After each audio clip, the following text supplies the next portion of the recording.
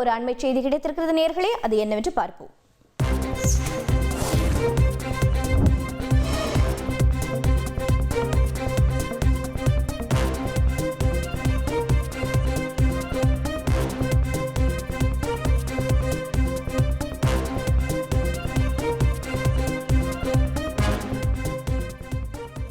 சாதி மதம் அற்றவர் என சான்று வழங்க அரசாணை பிறப்பிக்க வேண்டும் என்று தமிழக அரசிற்கு சென்னை உயர்நீதிமன்றம் பரிந்துரை செய்திருக்கிறது.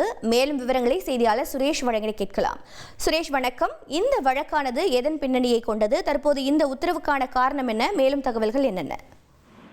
வணக்கம். திருப்பத்தூரை சேர்ந்த சந்தோஷ் என்பவர் தனக்கு சாதி மதம் இல்லை என்று சான்றிதழ் வழங்கும்படி திருப்பத்தூர் தாசில்தாருக்கு உத்தரவிட வேண்டும் என்ற கோரிக்கையுடன் சென்னை உயர்நீதிமன்றத்தில் வழக்கு தொடர்ந்திருந்தார். இந்த வழக்கு நீதிபதிகள் MS ரமேஷ் மற்றும் செந்தில்குமார் அடங்கிய அமர்வில் விசாரணைக்கு வந்தபோது இதுபோன்று சாதி மதம் இல்லை என்று சான்றிதழ் வழங்க தாசில்தார்களுக்கு அதிகாரம் அளித்து எந்த உத்தரவும் இல்லை என்று அரசு தரப்பில் விளக்கம் அளிக்கப்பட்டது.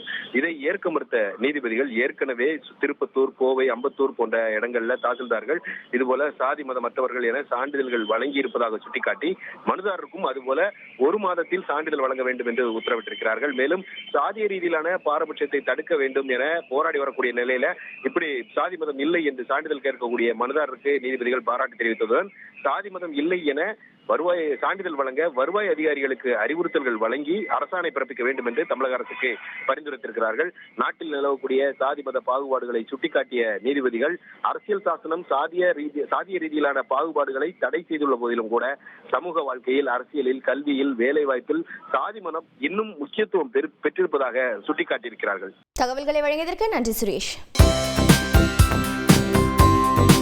தந்தி டிவியை உங்கள் கேபிள் டிவி ஆபரேட்டரிடம் இலவசமாக கேட்டு பெறுங்கள்.